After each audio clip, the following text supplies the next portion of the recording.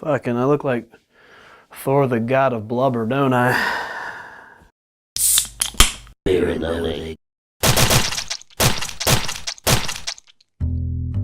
Welcome to the Chug, a showcase of beer news that may be fresh off the press or still turd floating in the toilet. They typically embody the reasons I drink, and then we give it a proper farewell accompanied by a little wash of beer to choke it all down. Now this season's going to be different. I'm going to start by draining a beer to get my mind right. That's right. This week's stool softener is an Imperial Stout from Westfax Brewing Company called Silently Judging. But my judgment certainly will be out loud and at an unreasonable volume. And this is also barrel aged, which I didn't put in the script because fuck me, what do I know what I'm doing? Here's another week of news.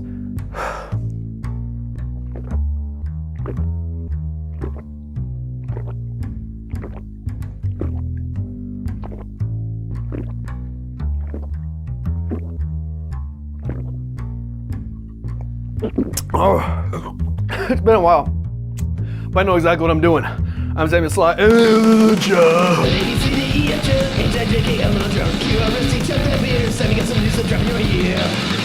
First up, we got a few quick headlines that caught the eye.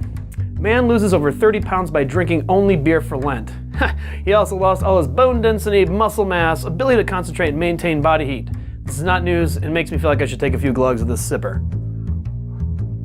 Now, former NASA scientists start a brewery and say outer space and beer are not so different. The statement came right after they pulled the lips away from a huge bong rip they dubbed The Big Bang while watching a Dr. Timothy Leary documentary. And I like these guys and want to get on their level, so I'm going to hit this beer a few times and bring out my inner third eye.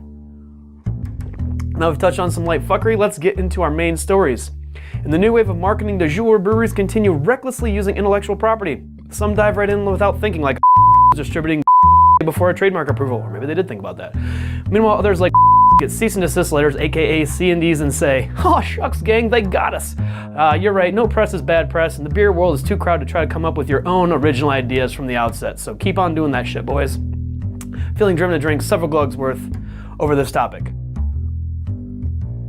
Meanwhile, Stanford conducted a study to find out pretty conclusively that consumers perceived beer at a lower value when it was made by a woman. They compared beer and cupcakes, and here's the fucking weird thing. When people were looking at cupcakes, no noticeable difference in perceived value based on gender. Beer? Subjects claimed they would pay less for female brewed beers. What the fuck, people? Who do you think was brewing all that goddamn beer when men were out conquering the world, waging wars, and committing genocides? I'm feeling compelled to drain the rest of this sipper, but let's go to Danny Trejo in the field. You know, times are changing. Ladies can do stuff now, and you're gonna have to learn how to deal with that. Wait, that was actually taken in the 70s. Guys, stop being lame-ass douchebag fuckboys from the 70s. Women make equally awesome beer, and it's time we look at each other in the eyes and say it out loud. To all lady brewers, I appreciate you and your beer, and we'll continue to tell people it's a bargain at twice the price. And that's it, I guess. Come back next week to find out what pissed you off this week. I know what I'm doing. Shut up.